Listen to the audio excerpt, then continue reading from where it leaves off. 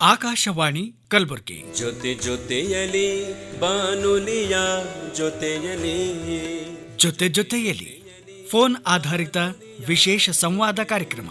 ಭಾನುಭುವಿಯ ವಿಶಾಲ ಪರಿಧಿಯಲಿ ಜ್ಞಾನ ಸಿಂಚನ ಮನದಿ ಪಸರಿಸಲಿ. ಇಂದಿನ ಸಂವಾದದಲ್ಲಿ ವಿಷಯ ಪರಿಣಿತ ನೀಟ್ ಪರೀಕ್ಷೆಯ ತರಬೇತಿ ತಜ್ಞರು ವಿದ್ಯಾರ್ಥಿಗಳಿಗೆ ನೀಟ್ ಪರೀಕ್ಷೆಗೆ ಸಲಹೆ ಮಾರ್ಗದರ್ಶನ ನೀಡಲಿದ್ದಾರೆ. ಜೊತೆ ಜೊತೆಯಲಿ ಸಾಗಲಿ ವಿಶ್ವ ಪಥವಾ ಸೇರಲಿ. ಕಾರ್ಯಕ್ರಮದ ಪ್ರಸ್ತುತಿ ಡಾಕ್ಟರ್ ಸದಾನಂದ ಪೆರ್ಲಾ. ಬಾನುಲಿಯ ಜೊತೆಯಲಿ ಸಂವಾದವಿರಲಿ ಸಂವಾದವಿರಲಿ. ಕೇಳಿ ಜೊತೆ ಜೊತೆಯಲ್ಲಿ ನೀಟ್ ಪರೀಕ್ಷೆಗೆ ವಿದ್ಯಾರ್ಥಿಗಳಿಗೆ ಸಲಹೆ, ಫೋನ್ ಆಧಾರಿತ ವಿಶೇಷ ಕಾರ್ಯಕ್ರಮ. ಸಂವಾದವಿರಲಿ. ಆತ್ಮೀಯ ವಿದ್ಯಾರ್ಥಿಗಳೇ, ಇವತ್ತಿನ ಜೊತೆ ಜೊತೆಯಲ್ಲಿ ಸಂವಾದದಲ್ಲಿ ನಾವು ಈ ನೀಟ್ ಪರೀಕ್ಷೆಗೆ ಹಾಜರಾಗುವ ವಿದ್ಯಾರ್ಥಿಗಳಿಗೆ ಈ ಕಾರ್ಯಕ್ರಮವನ್ನು ಮೀಸಲು ಇರಿಸಿದ್ದೇವೆ. 1 ಗಂಟೆಗಳ ಕಾಲ ಈ ನೀಟ್ ಪರೀಕ್ಷೆಗೆ ಹೇಗೆ ಹಾಜರಾಗಬೇಕು ಮತ್ತು ಯಾವ ಸಬ್ಜೆಕ್ಟ್ಗಳನ್ನು, ವಿಷಯಗಳನ್ನು, ಯಾವ ರೀತಿ ಅದಕ್ಕೆ ತಯಾರಿಯನ್ನು ನಡೆಸಬೇಕು ಅನ್ನೋದರ ಬಗ್ಗೆ ನಮ್ಮೊಂದಿಗೆ ಅನೇಕ ಮಂದಿ ತಜ್ಞರು ಜೊತೆಯಾಗ್ತಾ ಇದ್ದಾರೆ. ಮುಖ್ಯವಾಗಿ ಕನ್ನಡ ಮತ್ತು ಇಂಗ್ಲಿಷ್ನಲ್ಲಿ ಒಂದು ಮಾಹಿತಿಗಳನ್ನು ಕಾರ್ಯಕ್ರಮದಲ್ಲಿ ಹಂಚಿಕೊಳ್ಳಲಿದ್ದಾರೆ. ನೀಟ್ ಎಕ್ಸಾಮ್ಗೆ ಅಟೆಂಡ್ ಆಗುವವರಿಗೆ ಭಾಳಷ್ಟು ದೊಡ್ಡ ತಲೆನೋವು ಏನು ಅಂತ ಹೇಳಿದರೆ, ಹೇಗೆ ಪರೀಕ್ಷೆಯನ್ನು ಎದುರಿಸಬೇಕು, ಯಾವ ರೀತಿಯ ಉಪಾಯಗಳಿವೆ, ಆ ಪ್ರಶ್ನೆಗಳನ್ನು ಬಿಡಿಸಲು ಯಾವ ರೀತಿಯ ವಿಧಾನಗಳನ್ನು ಅನುಸರಿಸಿದರೆ ಹೆಚ್ಚು ಅನುಕೂಲ, ಮತ್ತು ಮುಖ್ಯವಾಗಿ ಯಾವ ಪುಸ್ತಕವನ್ನು ಓದಬೇಕು ಮತ್ತು ಪಾಠವನ್ನು ಹೇಗೆ ಮನನ ಮಾಡಿಕೊಳ್ಬೇಕು, ಅದಕ್ಕೆ ಪುನರ್ ತಯಾರಿ ಅಥವಾ ಪುನರ್ ವಿಮರ್ಶೆ ಅದನ್ನು ಮಾಡಿಕೊಳ್ಳುವುದಾದರೆ ಹೇಗೆ, ಈ ರೀತಿಯಾಗಿ ಅನೇಕ ಪ್ರಶ್ನೆಗಳು ನಮ್ಮ ವಿದ್ಯಾರ್ಥಿಗಳಿಗೆ ಹುಟ್ಟುಕೊಳ್ತವೆ. ಇದರ ಜೊತೆಗೆ ನಮ್ಮ ಪಾಲಕರು ಕೂಡ ಸಾಕಷ್ಟು ಒಂದು ಗೊಂದಲಕ್ಕೆ ಈಡಾಗ್ತಾರೆ. ನನ್ನ ಮಗ ವೈದ್ಯನಾಗಬೇಕು, ಹೇಗೆ ಅದನ್ನು ಪರೀಕ್ಷೆಯನ್ನು ಎದುರಿಸುವುದು ಅಂತ. ಆ ಕಾರಣಕ್ಕಾಗಿ ಇವತ್ತು ಜೊತೆ ಜೊತೆಯಲ್ಲಿ ಈ ನೇರ ಫೋನಿನ ಸಂವಾದದಲ್ಲಿ ನಾವು ತಜ್ಞರನ್ನು ಮತ್ತು ವಿದ್ಯಾರ್ಥಿಗಳನ್ನು ಮುಖಾಮುಖಿಯಾಗಿಸುವ ಒಂದು ಕಾರ್ಯಕ್ರಮ. ಜೊತೆಗೆ ಪಾಲಕರು ಕೂಡ ಈ ಕಾರ್ಯಕ್ರಮವನ್ನು ಕೇಳುವುದರ ಮೂಲಕ ಆ ತಯಾರಿಯನ್ನು ನಡೆಸಲಿಕ್ಕೆ ಒಂದು ಸುಲಭ ಆಗ್ತದೆ ಅನ್ನುವ ನೆಲೆಯಲ್ಲಿ ನಮ್ಮ ಭಾಗದ ಅನೇಕ ಮಂದಿ ನೀಟ್ ಪರೀಕ್ಷೆಗಳನ್ನು ಯಶಸ್ವಿಯಾಗಿ ನಡೆಸಿದವರು ಮತ್ತು ಆ ಬಗ್ಗೆ ತರಬೇತಿಯನ್ನು ನೀಡ್ತಾ ಇರುವಂಥ ನುರಿತ ಶಿಕ್ಷಕರು ಇವತ್ತು ಮಾಹಿತಿಯನ್ನು ಹಂಚಿಕೊಳ್ಳಲಿಕ್ಕಿದ್ದಾರೆ. ಯಾವುದೇ ಒಂದು ಪರೀಕ್ಷೆಯನ್ನು ಎದುರಿಸಬೇಕಾದ್ರೆ ಆತಂಕಗಳಿರ್ತವೆ, ಗೊಂದಲಗಳಿರ್ತವೆ, ಅನೇಕ ರೀತಿಯ ಪ್ರಶ್ನೆಗಳಿರ್ತವೆ. ಆದರೆ ಇವತ್ತು ನಾವು ಧ್ವನಿ ಮುದ್ರಿಸುವುದರ ಮೂಲಕ ಅವರ ಎಲ್ಲ ಮಾಹಿತಿಗಳನ್ನು ನಿಮ್ಮ ಮನದಂಗಳಕ್ಕೆ ಮುಟ್ಟಿಸುವಂಥ ಕೆಲಸವನ್ನು ಮಾಡ್ತಾ ಇದ್ದೇವೆ. ವಿದ್ಯಾರ್ಥಿಗಳೇ, ಭಾಳ ಸಾವಧಾನವಾಗಿ, ಬಹಳ ಶ್ರದ್ಧೆಯಿಂದ ಈ ಕಾರ್ಯಕ್ರಮವನ್ನು ಕೇಳಿದರೆ ನೀಟ್ ಪರೀಕ್ಷೆಗೆ ಹಾಜರಾಗುವವರಿಗೆ ಇದು ಒಂದು ರೀತಿಯಲ್ಲಿ ಮಾರ್ಗದರ್ಶಿ ಕಾರ್ಯಕ್ರಮ ಅಂತ ನಾನಾದರೂ ಭಾವಿಸ್ತೇನೆ. ಅದಕ್ಕಾಗಿ ಆಕಾಶವಾಣಿ ನಿಮ್ಮ ಜೊತೆಯಾಗುವಂಥ ಒಂದು ಪ್ರಯತ್ನವನ್ನು ಮಾಡ್ತಾ ಇದೆ. ಅನೇಕ ಮಂದಿ ತಜ್ಞರು ಬೇರೆ ಬೇರೆ ವಿಷಯಗಳಲ್ಲಿ, ಮುಖ್ಯವಾಗಿ ಭೌತಶಾಸ್ತ್ರ, ಜೀವಶಾಸ್ತ್ರ, ರಸಾಯನಶಾಸ್ತ್ರಗಳ ಆ ವಿಷಯಕ್ಕೆ ಸಂಬಂಧಿಸಿದಂತೆ ತುಂಬ ಮಾಹಿತಿಯನ್ನು ನಿಮ್ಮೊಂದಿಗೆ ಹಂಚಿಕೊಳ್ತಾ ಇದ್ದಾರೆ. ಅವರದೇ ಆದಂಥ ವಿಚಾರಧಾರೆಗಳನ್ನು ತಮ್ಮೊಂದಿಗೆ ಹಂಚಿಕೊಳ್ಳಲಿಕ್ಕಿದ್ದಾರೆ. ಆ ಮೂಲಕ ಆ ವಿಷಯಗಳಿಗೆ ಹೇಗೆ ಒಂದು ಪರಿಪಕ್ವತೆಯನ್ನು ಪಡಿಬಹುದು, ಮತ್ತು ಆ ಪ್ರಶ್ನೆ ಪತ್ರಿಕೆಗಳನ್ನು ಹೇಗೆ ಬಿಡಿಸಬೇಕು, ಯಾವ ರೀತಿ ಅದಕ್ಕೆ ಟಿಪ್ಸ್ಗಳಿವೆ ಪರೀಕ್ಷೆ ಬಿಡಿಸುವಂಥದ್ದು ಅನ್ನೋದನ್ನು ನಿಮ್ಮೊಂದಿಗೆ ಹಂಚಿಕೊಳ್ತಾ ಇದ್ದಾರೆ. ಇದೀಗ ನೇರವಾಗಿ ನಾವು ತಜ್ಞರನ್ನು ಮಾತಾಡಿಸೋಣ. ತಜ್ಞರ ಆ ಮಾತುಗಳನ್ನು ಕೇಳುವಂಥ ಸಮಯ. ವಿದ್ಯಾರ್ಥಿಗಳೇ ಮತ್ತು ಪಾಲಕರೇ, ನೀವು ದಯಮಾಡಿ ಬಹಳ ಶ್ರದ್ಧೆಯಿಂದ ಈ ಕಾರ್ಯಕ್ರಮವನ್ನು ಆಲಿಸಿ. ನಿಮಗೂ ಒಂದಷ್ಟು ಪೂರಕ ಮಾಹಿತಿಗಳು ಲಭ್ಯ ಆಗ್ತದೆ. ಈಗಾಗಲೇ ವಿದ್ಯಾರ್ಥಿಗಳಿಗೆ ತಯಾರಿಯನ್ನು ಮಾಡಿರ್ತಾರೆ, ಆದರೂ ಕೂಡ ಈ ತಜ್ಞರು ಬೇರೆ ಬೇರೆ ಕಡೆಯಲ್ಲಿ, ಈಗ ಒಂದು ಕಾಲೇಜಿನಲ್ಲಿರುವಂಥ ಒಂದು ತರಬೇತಿ ಕೇಂದ್ರದಲ್ಲಿರುವವರಿಗೆ ಅದೇ ಅಧ್ಯಾಪಕರು ಹೇಳ್ತಾರೆ. ಆದರೆ ಇಲ್ಲಿ ಜೊತೆಯಲ್ಲಿ ಕಾರ್ಯಕ್ರಮದಲ್ಲಿ ಬೇರೆ ಬೇರೆ ತಜ್ಞರು ನಮ್ಮೊಂದಿಗೆ ಕೈ ಜೋಡಿಸಿರುವುದರಿಂದ ಇದು ಭಾಳ ಮಹತ್ವದ ಮಾಹಿತಿ ಆಗ್ತದೆ ಅಂತ ನಾವು ಭಾವಿಸಿರುತ್ತೇವೆ. ಆ ಕಾರಣಕ್ಕಾಗಿ ಇದೀಗ ಕಾರ್ಯಕ್ರಮ ಪ್ರಾರಂಭ ಮಾಡ್ತಾ ಇದ್ದೇವೆ. ಮೊದಲಿಗೆ ನಮ್ಮೊಂದಿಗೆ ಯಾರು ಜೊತೆ ಆಗ್ತಾ ಇದ್ದಾರೆ ಮಾತಾಡಿಸೋಣ. Friends, so here we have with us resource person on NEET preparation, Srimati Chaitali Thakur. She's teaching chemistry now. Madam, namaste. Namaste, sir. Madam, can you brief about NEET preparation? Okay, I will explain briefly about the NEET preparation. Hello, my dear children. First of all, wishing all very best in life. Children, there are lots of examinations you need to go through to get your aim.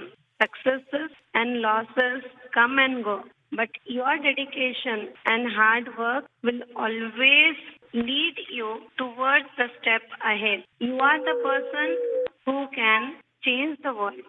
Nowadays, all of you are aware of Neet examination. Today I will tell you a few words on the importance of this examination and few tips to score high. Neet exam is important because it is the only medical examination conducted in India. It includes the admission to MBBS courses in different medical institutions and also the admission to AIMS and JIPMAR. You may be aware of AIMS is one of the renowned medical colleges throughout India. Only 5 institutions are there. And whereas JIPMAR is in Puducherry, they have merged with AIMS. If you are a medical aspirant and want to pursue MBBS, you will have to crack the medical exam Neet. It is having 3 subjects you have to master through: biology, physics, and chemistry. Out of 180 questions in Neet question paper, 45 questions will be on chemistry, which makes 180 score in the subject. Candidate with a decent hold on the subject can easily score 120 to 160 marks in chemistry of Neet. Let me tell you the scoring method. Each correct answer carries 4 marks, while if it goes wrong, negative marking scheme is followed. Hence, children, be very careful in answering the questions. Children, if the answer you know perfectly and confidently, then only you attempt for it. Do not take if you don't know the answer. Now I will give you a few tips for the preparation of Neet exam. Firstly, read the textbook from NCERT. Again I repeat, read the chapters only from NCERT textbook. Note the important formulas, prepare classroom notes and self-notes. Read the same chapter from the desired reference book. Understand the applications of these formulas. Add extra information that you find in the reference books you have noted. Now start solving the question papers from Neet previous year papers, test series, chapter wise, unit wise, and full length paper from any one source. Children, do not lose your confidence if you are not able to solve few of them. Revise and again get back. Now let us have a look on the time management for solving Neet paper. You are allotted 120 minutes for 120 questions, which is very important, which means only 1 minute for one question. In turn, for chemistry, 45 questions need 45 minutes as average. Hence, I suggest you to make a plan to divide your timing in such a way that you give less time for answering direct and theoretical questions, whereas you give a little more time for numericals, applied, and on the questions which you felt difficult while solving in the first attempt. This time management is very important in solving the Neet questions. Now coming to chemistry preparation. Chemistry preparation is divided into 4 units. Chemistry Neet paper will be prepared from physical chemistry, inorganic chemistry, organic chemistry, and applied chemistry. Physical chemistry mainly contains numerical questions. So, you need to focus more on calculations and applications of the concept. You have to be perfect with certain formulas too, basic formulas which you have studied in mathematics. Inorganic chemistry again revolve around basic concept of chemistry like atomic structure, electronic configuration, periodicity, chemical bonding, and their hybridization. You have to remember some facts and need to apply while solving the question. Now going to organic chemistry part. Most of the children find organic chemistry little bit harder compared to physical chemistry and inorganic chemistry. So you will have to understand different types of reactions, especially the named ones, which you have studied in 11th and 12th, that is QC first year and second year, like Woods reaction, Fittig reaction, Fiddlecraft reaction, Sandmeyer's reaction, Kolbe's reaction, Reimer-Timer reaction, like that overall 26 reactions you have to remember. You should understand and remember the reaction mechanism too, the stability of the intermediate, and some important concepts like resonance, inductive effect, hyperconjugative effect, then what are nucleophiles, what are electrophiles, which carbon will be bonded to nucleophile, which type of carbon will be bonded to electrophile. These concepts you have to revise again and again.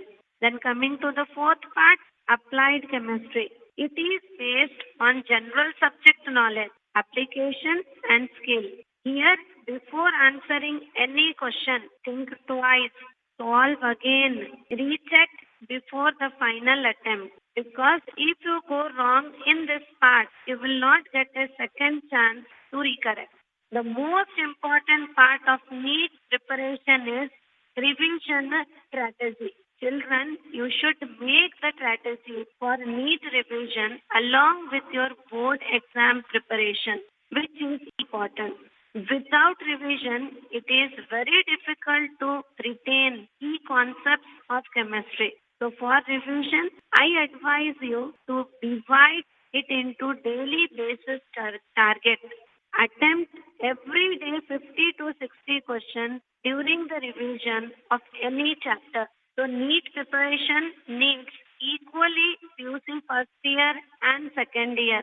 50% will come from PUC first year and 50% will come from PUC second year. For PUC first year, few chapters can be eliminated out which are not that much concept based. But second year, all chapters are equally important. And lastly, I would say that note down the important questions of a chapter in your notes. Highlight them so that you can attempt them first in the final round of your NEET revision. So hope children, my talk will help you in your preparation and develop confidence in you. Best of luck to all the NEET aspirants. Thank you, Chaitali Thakur, madam. On Okay, behalf sir. of our students, once again, thank you for you. And Okay, thank you thank for you, your sir. participation in Jote Joteli program on NEET preparation. Thank you, madam. Okay, thank you. ಆತ್ಮೀಯ ವಿದ್ಯಾರ್ಥಿಗಳೇ, ಇದೀಗ ಭಾಗಿಯಾಗ್ತಾ ಇದ್ದಾರೆ Shivananda RP ಅವರು. ಇವರು ಸರ್ವಜ್ಞ ಪದವಿ ಪೂರ್ವ ಕಾಲೇಜಿನ ಭೌತಶಾಸ್ತ್ರ ಪ್ರಾಧ್ಯಾಪಕರು. ಶಿವಾನಂದ ಆರ್ಪಿ ಅವರೇ, ನಿಮಗೆ ಕಾರ್ಯಕ್ರಮಕ್ಕೆ ಸ್ವಾಗತ ಮತ್ತು ನಮಸ್ಕಾರ. ನಮಸ್ಕಾರ ಸದಾನಂದ್ ಸರ್ಗೆ. ಸರ್, ಈಗ ಭೌತಶಾಸ್ತ್ರವನ್ನ ತಾವು ಪಾಠ ಮಾಡ್ತಾ ಇದ್ದೀರಿ. ನಮ್ಮ ಮಕ್ಕಳೆಲ್ಲ ನೀಟ್ ಪರೀಕ್ಷೆಗೆ ಹಾಜರಾಗಲಿಕ್ಕೆ ಎಲ್ಲ ತಯಾರಿ ನಡೆಸ್ತಾ ಇದ್ದಾರೆ. ಮುಖ್ಯವಾಗಿ ನೀಟ್ ಪರೀಕ್ಷೆ ಅಂದಾಗ ಅದಕ್ಕೆ ಆ ಒಂದು ಸ್ಕೋರ್ ಮಾಡುವ ವಿಧಾನ, ರಿವಿಷನ್ ಸ್ಟ್ರಾಟಜಿ ಏನು, ಮತ್ತೆ ಅದಕ್ಕಿರುವಂತ ಟಿಪ್ಸ್ಗಳು ಏನು ಅನ್ನೋದ್ರ ಬಗ್ಗೆ ಸ್ವಲ್ಪ ನಮ್ಮ ಮಕ್ಕಳಿಗೆ ಹೇಳ್ತೀರಾ? ಮಕ್ಕಳೇ, ಈ ನಮ್ಮ ಭೌತಶಾಸ್ತ್ರದ ವಿಷಯದಲ್ಲಿ ನಾವು ಸ್ವಲ್ಪ ಈ ನ್ಯೂಮೆರಿಕಲ್ ಪಾರ್ಟ್ಸ್ ಗೆ ಬಹಳ ಒತ್ತು ಕೊಡಬೇಕು. ನ್ಯೂಮೆರಿಕಲ್ ಪಾರ್ಟ್ಸ್ ಗಳಿಗೆ ನೀವೆಲ್ಲ ಮಕ್ಕಳು ಏನ್ ಮಾಡ್ಬೇಕಂದ್ರೆ, ಒಂದು ಪ್ರತಿಯೊಂದು ಪಾಠದ ಮೇಲೆ ಆ ಒಂದು ಫಾರ್ಮುಲಾ ಲಿಸ್ಟ್ ನ ಮಾಡ್ಕೊಂಡ್ಬಿಟ್ಟು ಅದ್ರ ಮೇಲೆ ಒಂದು ಪ್ರಾಬ್ಲಮ್ಸ್ ನ ಸಾಲ್ವ್ ಮಾಡ್ತಾ ಹೋಗ್ಬೇಕು. ಒಂದು ಕಾನ್ಸೆಪ್ಟ್ ಮೇಲೆ ಅಟ್ಲೀಸ್ಟ್ ಒಂದು 10ರಿಂದ 15 ಕ್ವಶನ್ಸ್ ನ ಸಾಲ್ವ್ ಮಾಡ್ತಾ ಹೋಗಿ. ಆಮೇಲೆ NCERT ಟೆಕ್ಸ್ಟ್ ಬುಕ್ ನ ನೀವೆಲ್ಲರೂ ಪ್ರತಿನಿತ್ಯ ಓದಿ. ಈ NCERT ಟೆಕ್ಸ್ಟ್ ಬುಕ್ ತುಂಬಾ ಉಪಯುಕ್ತವಾಗಿರೋದು. ಯಾಕಂದ್ರೆ ಈ ನಮ್ಮ NTA ಸಿಲೆಬಸ್, JEE ಆಗ್ಲಿ ಅವ್ರ ನೀಟ್ ಆಗ್ಲಿ, ಇದೆಲ್ಲಾನು ಈ ಸಿಲೆಬಸ್ ಅನ್ನೋದು ಈ NCERT ಟೆಕ್ಸ್ಟ್ ಬುಕ್ ಮೇಲೆನೆ ಬೇಸ್ ಆಗಿರೋದ್ರಿಂದ ಆ NCERT ಟೆಕ್ಸ್ಟ್ ಬುಕ್ ನ ನೀವು ತುಂಬಾ ಮನನವಾಗಿ ಅದನ್ನ ಅಭ್ಯಾಸ ಮಾಡಿ, ನಮ್ಮಲ್ಲಿ ಫಿಸಿಕ್ಸ್ ಅಲ್ಲಿ ಪ್ರತಿಯೊಂದು ಕಾನ್ಸೆಪ್ಟ್ ಮೇಲೆ ನೀವು ಆ ಒಂದು ಪ್ರಾಬ್ಲಮ್ಸ್ ನ ಸಾಲ್ವ್ ಮಾಡಿ. ಆಮೇಲೆ ಒಂದಿಷ್ಟು ಬೇರೆ ಸಮ್ ರೆಫರೆನ್ಸ್ ಗೆ ಕೆಲವೊಂದು NCERT ಎಕ್ಸಾಂಪ್ಲರ್ ಮಟೀರಿಯಲ್ಸ್ ಇದಾವೆ. ಆ ಮಟೀರಿಯಲ್ ಗಳನ್ನ ತಗೊಂಡ್ಬಿಟ್ಟು ಅದನ್ನು ಸಹ ನೀವು ಅದನ್ನ ಪ್ರಾಕ್ಟೀಸ್ ಮಾಡ್ತಾ ಹೋಗಿ. ಅಂದ್ರೆ ಎಷ್ಟು ಹೆಚ್ಚು ನೀವು MCQs ನ ಸಾಲ್ವ್ ಮಾಡ್ತೀರಾ ಅಷ್ಟೊಂದು ಮಕ್ಕಳೇ ನಿಮ್ಗೆ ಆ ನೀಟ್ ಎಕ್ಸಾಮ್ ಅನ್ನೋ ಒಂದು ಭಯ ಅನ್ನೋದು ಹೊರಟೋಗ್ಬಿಡುತ್ತೆ. ಈ ಆಲ್ ಓವರ್ ಇಂಡಿಯಾ ಈ ನಡೀತಾ ಇರುವಂತ ಈ ನೀಟ್ ಎಕ್ಸಾಮಿನೇಷನ್ ಕಠಿಣವಾಗಿಲ್ಲ. ಎಲ್ಲಾ ಮಕ್ಕಳಿಗೂ ಅದನ್ನ ಫೇಸ್ ಮಾಡಬಹುದು. ಎಲ್ಲಾ ಮಕ್ಕಳು ಅದನ್ನ ತುಂಬಾ ಸುಲಲಿತವಾಗಿ ಅಭ್ಯಾಸ ಮಾಡಿ ಅದನ್ನ ಎಕ್ಸಾಮ್ ನ ನೀವು ಬರೀಬಹುದು. ಒಳ್ಳೆ ಸ್ಕೋರ್ನು ಆಗುತ್ತೆ. ಹಿಂಗಾಗಿ ಆ ಒಂದು ಸಿಲೆಬಸ್ ಪ್ರಕಾರ NTA ಸಿಲೆಬಸ್ ಕೊಟ್ಟಿರೋ ನೀಟ್ ಪ್ರಕಾರ ನೀವು ಅಭ್ಯಾಸ ಮಾಡಿದ್ರೆ NCERT ಟೆಕ್ಸ್ಟ್ ಬುಕ್ ನಿಮ್ಮ ಒಂದು ಯಶಸ್ಸು ಕಟ್ಟಿಟ್ಟ ಬುತ್ತಿ. ಸರ್ ಶಿವಾನಂದ್ ಅವರೇ, ಹೌದು ಸರ್. ನಮ್ಮ ಮಕ್ಕಳಿಗೆ ಕೆಲವೊಮ್ಮೆ ಕ್ವಶನ್ ಪ್ಯಾಟರ್ನ್ ಅನ್ನು ನೋಡುವಾಗಲೇ ಒಂದು ರೀತಿಯ ಭಯ ಆಗ್ತದೆ. ಇರುವುದು 120 ಪ್ರಶ್ನೆಗಳು, ಹೌದು, ಅದು 120 ನಿಮಿಷಗಳ ಅವಧಿ, ಹೌದು, ಒಂದು ಪ್ರಶ್ನೆಗೆ 1 ನಿಮಿಷದ ಅವಧಿ.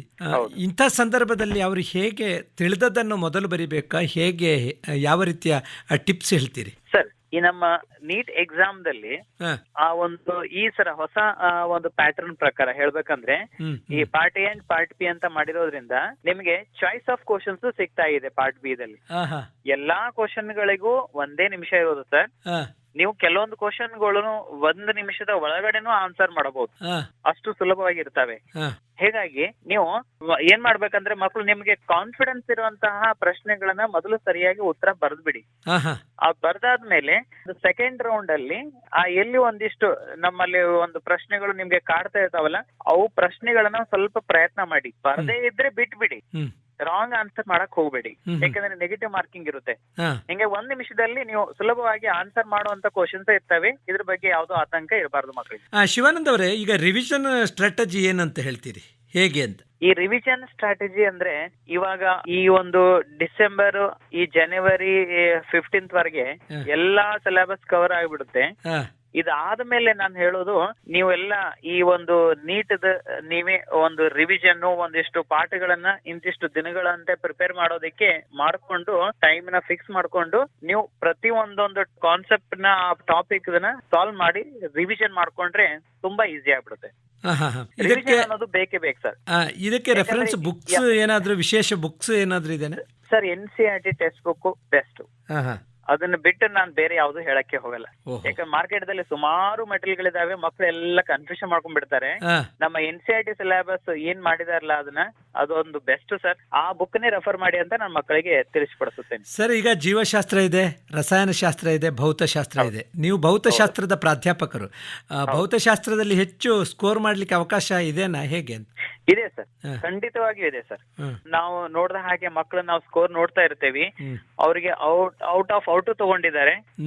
ಆಮೇಲೆ ಏನಂದ್ರೆ ನಮ್ಮಲ್ಲಿ ಒಂದ್ ಸ್ವಲ್ಪ ನ್ಯೂಮೆರಿಕಲ್ಸ್ ಅಂತ ಪಾರ್ಟ್ ಇರುತ್ತೆ ಫಿಸಿಕ್ಸ್ ಅಲ್ಲಿ, ಅದಕ್ಕೆ ಸ್ವಲ್ಪ ಒತ್ತು ಕೊಡ್ಬೇಕು. ಅದೊಂದು ನೀವು ಆ ಒಂದು ನಿಮ್ಮ ನ್ಯೂಮೆರಿಕಲ್ ಸಾಲ್ವ್ ಮಾಡೋ ಒಂದು ಸ್ಟ್ರಾಟಜಿ ನಿಮ್ಮಲ್ಲಿ ಬೆಳೆದ್ ಬಿಟ್ರೆ ಅದು ನಿಮ್ಗೆ ನೀಟ್ ಎಕ್ಸಾಮ್ ಅನ್ನೋದು ತುಂಬಾ ಸುಲಭವಾಗಿಬಿಡುತ್ತೆ ಸರ್.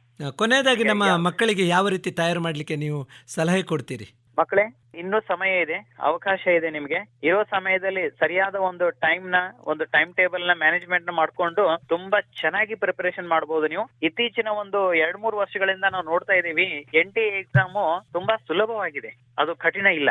ಯಾಕಂದ್ರೆ ತುಂಬಾ ಆಲ್ ಓವರ್ ಇಂಡಿಯಾ ಎಲ್ಲಾ ಮಕ್ಕಳು ಬರಿತಾ ಇರೋದ್ರಿಂದ ಆ ಒಂದು ದೃಷ್ಟಿಕೋನ ಇಟ್ಕೊಂಡ್ಬಿಟ್ಟು ಆ ಒಂದು ಕ್ವಶನ್ ಪೇಪರ್ ಎಲ್ಲಾ ಮಕ್ಕಳು ಚೆನ್ನಾಗಿ ಮಾಡ್ಬೇಕು ಸ್ಕೋರ್ ಅನ್ನೋ ವಿಚಾರ ಇಟ್ಕೊಂಡೆ ಆ ಕ್ವಶನ್ ಪೇಪರ್ ತೆಗಿತಿದ್ದಾರೆ.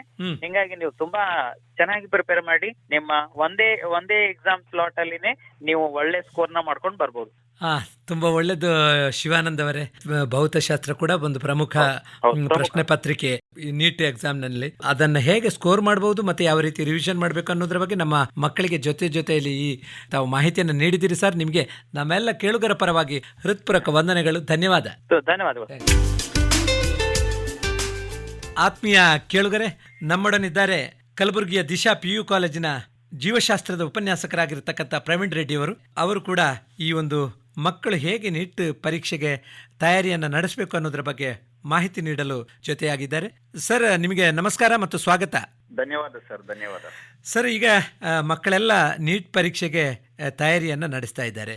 ಮುಖ್ಯವಾಗಿ ನೀಟ್ ಪರೀಕ್ಷೆ ಅಂದಾಗ ಅದಕ್ಕೆ ಒಂದಷ್ಟು ಸ್ಕೋರಿಂಗ್ ಮೆಥಡ್ಗಳು ಬೇಕಾಗ್ತದೆ, ರಿವಿಷನ್ ಸ್ಟ್ರಾಟಜಿ ಏನಂತ ಬೇಕಾಗ್ತದೆ, ಕೆಲವೊಂದು ಟಿಪ್ಸ್ಗಳು ಕೂಡ ಬೇಕಾಗ್ತದೆ. ಹೇಳಿ ಸರ್, ಯಾವ ರೀತಿ ಮಕ್ಕಳು ತಯಾರಿಯನ್ನು ಮಾಡ್ಕೊಳ್ಬೇಕು ಮತ್ತೆ ಬಯಾಲಜಿಯಲ್ಲಿ ಹೇಗೆ ಸ್ಕೋರ್ ಅನ್ನ ಮಾಡಬಹುದು ಅನ್ನೋದ್ರ ಬಗ್ಗೆ ಸ್ವಲ್ಪ ಮಾಹಿತಿ ಕೊಡ್ತೀರಾ ಸರ್? ಟೋಟಲಿ ಜೀವಶಾಸ್ತ್ರನಲ್ಲಿ ಫಸ್ಟ್ ಇಯರ್ ಬಂದು 22 ಟಾಪಿಕ್ ಇದಾವ. ಸೆಕೆಂಡ್ ಇಯರ್ ಬಂದು 16 ಟಾಪಿಕ್ ಇದಾವ. ಹ್ಮ್ ಇದಕ್ಕ ಮೇನ್ ಇಂಪಾರ್ಟೆಂಟ್ ಪುಸ್ತಕ ಅಂದ್ರೆ NCERT ಟೆಕ್ಸ್ಟ್ ಬುಕ್. ಓಹೋ. ಟೆಕ್ಸ್ಟ್ ಬುಕ್ ಅನ್ನೋದು ಟೀಚರ್ ಪಾಠ ಹೇಳಿದ ಮೇಲೆ ಹಾ. ಥರೋವಾಗಿ ಲೈನ್ ಬೈ ಲೈನ್ ಅಧ್ಯಯನ ಮಾಡೇಬೇಕು. ಹ್ಮ್ ಮತ್ತದ್ರ ಸಂಬಂಧಪಟ್ಟಿದ್ದು ಡೈಗ್ರಾಮ್ಸ್ ಇರ್ತಾವ. ಹಾ, ಹಾ. ಆ ಡೈಗ್ರಾಮ್ಸ್ ನೀಟಾಗಿ ವಿಶ್ಲೇಷಣೆ ಮಾಡ್ಬೇಕು. ಯಾಕಂದ್ರೆ ಪ್ರತಿ ಚಾಪ್ಟರ್ ನಲ್ಲಿ ಕಾನ್ಸೆಪ್ಟ್ ಓರಿಯೆಂಟೆಡ್ ಟಾಪಿಕ್ಸ್ ಇರ್ತಾವ, ಮೆಮೊರಿ ಓರಿಯೆಂಟೆಡ್ ಟಾಪಿಕ್ಸ್ ಇರ್ತಾವ, ಅನಲೈಸಿಂಗ್ ಟಾಪಿಕ್ಸ್ ಇರ್ತಾವ.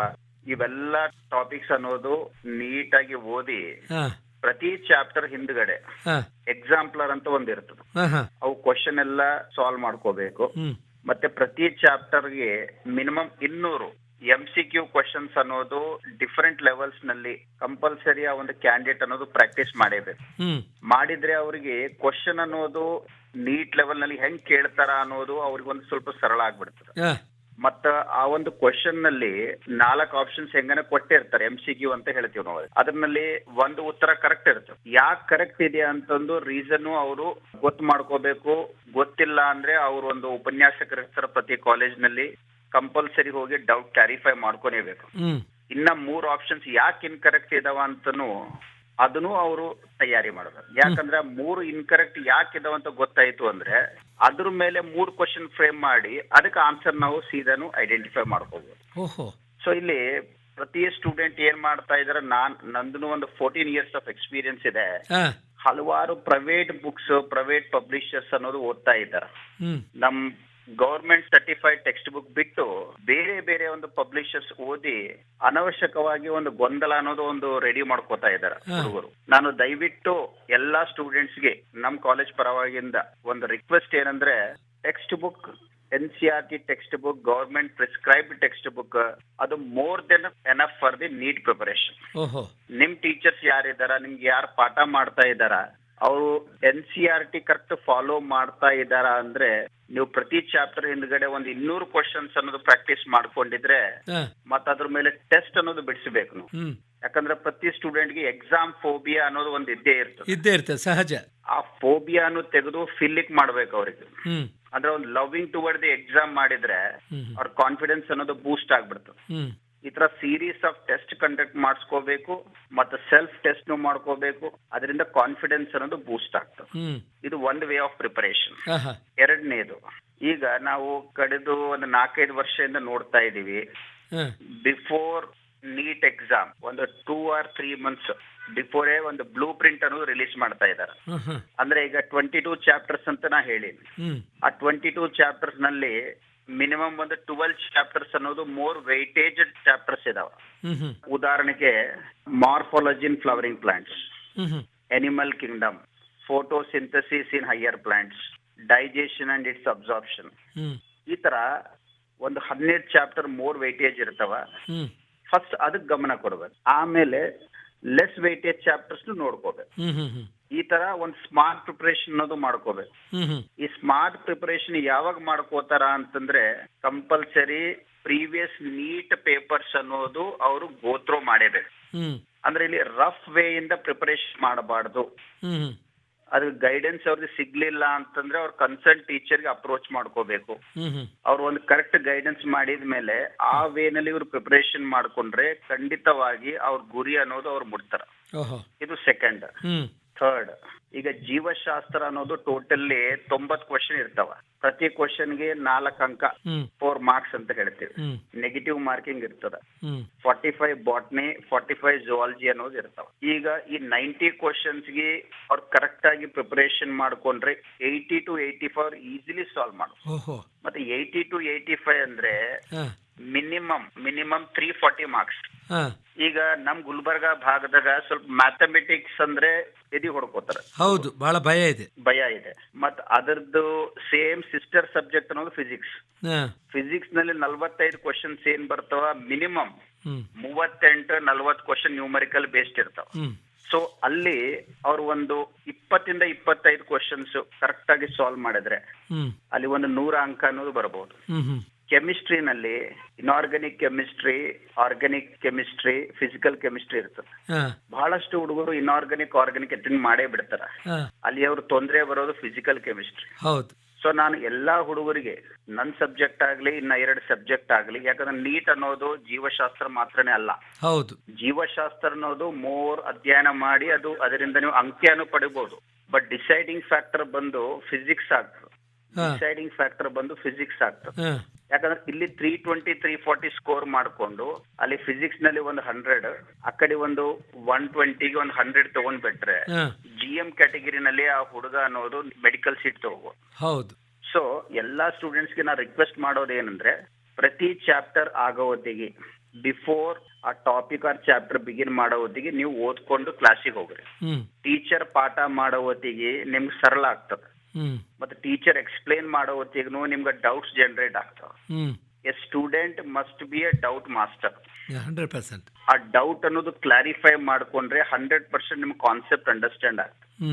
ಮತ್ತೆ ಮನೆಗೆ ಹೋಗಿ ಟೆಕ್ಸ್ಟ್ ಬುಕ್ ಮತ್ತೊಂದ್ಸರಿ ಚಲೋ ಓದ್ಕೊಂಡು ಅದರ ರಿಲೇಟೆಡ್ MCQ ಬಿಟ್ಸ್ ಅನ್ನೋದು ಸಾಲ್ವ್ ಮಾಡ್ಕೋರಿ. ಪ್ರತಿ ಕಾಲೇಜ್ದು ಅದೇ ಅಂತ ಒಂದು ಕ್ಯಾಲೆಂಡರ್ ಇದ್ದೇ ಇರ್ತದೆ. ಈಗ ನಮ್ದು ದಿಶಾ ಕಾಲೇಜ್ ಅದ, ದಿಶಾ ಕಾಲೇಜ್ ಒಂದು ಕ್ಯಾಲೆಂಡರ್ ಇದ್ದೇ ಇರ್ತದೆ. ಬೇರೆ ಕಾಲೇಜ್ದು ಬೇರೆ ಕ್ಯಾಲೆಂಡರ್ಸ್ ಇದ್ದೇ ಇರ್ತಾವ. ಆ ಕ್ಯಾಲೆಂಡರ್ಸ್ಗೆ ಪ್ಯಾರಲಲ್ ಆಗಿ ನೀವು ಒಂದು ಸೆಲ್ಫ್ ಕ್ಯಾಲೆಂಡರ್ ಮಾಡ್ಕೋರಿ. ಮನ್ಯಾಗ ಒಂದು ಸೆಲ್ಫ್ ಕ್ಯಾಲೆಂಡರ್, ಸ್ಟಡಿ ಕ್ಯಾಲೆಂಡರ್ ಮಾಡ್ಕೊಂಡು ಅದ್ರ ಪ್ರಕಾರ ಅಧ್ಯಯನ ಮಾಡ್ಕೊಂಡು ಎಲ್ಲಾ ನಿಮ್ ಫ್ಯಾಕಲ್ಟೀಸ್ಗೆ ಒಂದು ಫ್ರೆಂಡ್ಲಿ ವೇನಲ್ಲಿ ಹೋಗಿ ಎದುರಬಾರ್ದು. ಯಾಕಂದ್ರೆ ಟೀಚರ್ಸ್ಗೆ ಗೊತ್ತಾಗಲ್ಲ ಹುಡುಗಿಗೆ ಯಾವ ಡೌಟ್ ಇದೆ ಅಂತ ನೋಡಿ, ಅಂಟಿಲ್ ಅನ್ಲೆಸ್ ಆ ಸ್ಟೂಡೆಂಟ್ ಆ ಟೀಚರ್ ಹತ್ರ ಬರ್ತಾರೆ. ಸೊ ಮ್ಯಾಕ್ಸಿಮಮ್ ಸ್ಟೂಡೆಂಟ್ಸ್ ಇಲ್ಲೇ ದಾರಿ ತಪ್ತಾ ಇದ್ದಾರೆ. ಹೌದು. ಅವರು ಡೌಟ್ ಕ್ಲಾರಿಫಿಕೇಶನ್ ಮಾಡ್ಕೊಂಡು ಡೈಲಿ ವರ್ಕ್ ಮಾಡಿದ್ರೆ ನೀಟ್ ಗುರಿ ಅನ್ನೋದು ಬಹಳ ಸರಳ. ಅದು ಮೌಂಟ್ ಎವರೆಸ್ಟ್ ಅಲ್ಲ, ಅದು ನಮ್ ಕಲಬುರಗಿ ಸುತ್ತಮುತ್ತಿರೋ ಬೆಟ್ಟೆ. ಒಂದ್ಸರಿ ನಾವು ಕ್ಲೈಮ್ ಮಾಡಿದ್ರೆ ಈಸಿಲಿ ಆ ಗುರಿಗೆ ಹೋಗ್ಬೋದು, ಇಲ್ಲಿ ಮೆಡಿಕಲ್ ಸೀಟ್ ತಗೋಬಹುದು. ಸೊ ದಯವಿಟ್ಟು ಎಲ್ಲಾ ಸ್ಟೂಡೆಂಟ್ಸ್ಗೆ ನನ್ನ ಕಲೆ ವಿನಂತಿ ಏನಂದ್ರೆ, go for reading the NCERT textbook, government prescribed, number 1. Second, exemplar. Third, any good publisher. ಯಾವ್ದನ್ನ ಒಂದೇ ತಗೋರಿ, ಹೆಚ್ಚಿಗೆ ತಗೊಳಕ್ ಹೋಗ್ಬೇಡ್ರಿ. But you try to analyse, try to develop creativeness, go with the smart work. And first focus on the more weighted chapters, followed by the less weighted chapters. And first difficulty ಯಾವ್ದು ಅನಿಸ್ತಾ ಇದೆ ಆ ಚಾಪ್ಟರ್ಗೆ ನೀವು ಹೆಜ್ಜೆ ಇಡಬೇಕು. ಬಹಳಷ್ಟು students ಏನ್ ಮಾಡ್ತಾರಂದ್ರೆ, ಯಾವ ಈಸಿ ಚಾಪ್ಟರ್ಸ್ ಇರ್ತಾರೋ ಅಲ್ಲಿ ಫೋಕಸ್ ಮಾಡ್ತಾರೆ. ಹಂಗ್ ಮಾಡ್ಲಕ್ ಹೋಗ್ಬೇಡ್ರಿ. ಡಿಫಿಕಲ್ಟಿ ಚಾಪ್ಟರ್ಸ್ ನೀವು ಫೇಸ್ ಮಾಡಿದ್ರೆ ಅಲ್ಲಿ ಎಷ್ಟೋ ಒಂದು ಪ್ರಾಬ್ಲಮ್ಸ್ ನಿಮ್ಗೆ ಏನ್ ಎದುರು ಆಗ್ತಾ ಇರ್ತಾವಲ್ಲ, ನಿಮ್ಗೆ ಅಲ್ಲಿ ಸೊಲ್ಯೂಷನ್ ಸಿಗ್ತದೆ, ನಿಮ್ ಕಾನ್ಫಿಡೆನ್ಸ್ ಡಬಲ್ ಆಗ್ತದೆ. ಆಟೋಮೆಟಿಕಲಿ ಆ ಮಾರ್ಕ್ಸ್ ಏನಿದಾವ ಅವೇ ಓಡ್ ಬರ್ತಾವ. ಈ ರೀತಿಯ ಒಂದು ತಯಾರಿಯನ್ನು ನಡೆಸಿದರೆ ಬಯಾಲಜಿಯಲ್ಲಿ ಉತ್ತಮ ಸ್ಕೋರನ್ನು ಮಾಡಬಹುದು, ಜೊತೆಗೆ ನೀಟಿನ ಎಲ್ಲ ಪ್ರಶ್ನೆಗೆ ಉತ್ತರಿಸಿ ಒಳ್ಳೆಯ ಸ್ಕೋರನ್ನು ಮಾಡಬಹುದು ಅಲ್ವಾ ಸರ್? ಮಾಡ್ಬೋದು ಸರ್. ಯಾಕಂದ್ರೆ ನಮ್ಮ ಹತ್ರ 3 ಟೈಪ್ ಆಫ್ ಕ್ವಶನ್ ಕೇಳ್ತಾರೆ ಸರ್. ಒಂದು concept oriented, second diagram based, third assertion reason type. But ಇತ್ತೀಚೆಗೆ ಒಂದು ಲಾಸ್ಟ್ 2 ವರ್ಷದಾಗ ಡೈಗ್ರಾಮ್ನು ಕೇಳಿಲ್ಲ. ಈಗ ರೀಸೆಂಟ್ ನೀಟ್ ಪೇಪರ್ ನಲ್ಲಿ ಡೈಗ್ರಾಮ್ನು ಕೇಳಿಲ್ಲ. ಅದೇ ನಮ್ KCET ಬೋರ್ಡ್ ಅದಲ್ಲ, ಅಲ್ಲಿ ಡೈಗ್ರಾಮ್ ಬೇಸ್ಡ್ ಕ್ವಶನ್ಸ್ ಕೇಳ್ತಾರ. ಅದಕ್ಕೆ ನಾನು directly diagram based, concept based, memory based ಮತ್ತೆ ರೀಸನ್ ಬೇಸ್ಡ್, ಈ ಟೈಪ್ ಆಫ್ ಹಲವಾರು ವೇಸ್ ಆಫ್ ಕ್ವಶನ್ಸ್ ಇರ್ತಾವ. ಅದನ್ನ ನೀವು ತಯಾರಿ ಮಾಡ್ಕೊನೇಬೇಕು. ಅಂಡ್ ಬರೀ ಓದೋದೇ ಅಲ್ಲ, ಓದಿದ್ದು ಅನಲೈಸ್ನು ಮಾಡ್ಕೋಬೇಕು. ಫಾರ್ ಎಕ್ಸಾಂಪಲ್, ಒಂದ್ chapter the morphology in flowering plants, ಅದ್ರಲ್ಲಿ ದಿ ಬೆಸ್ಟ್ ಕ್ವಶನ್ಸ್ 300 ನಮ್ಗೆ ಸಿಗ್ಬಹುದು.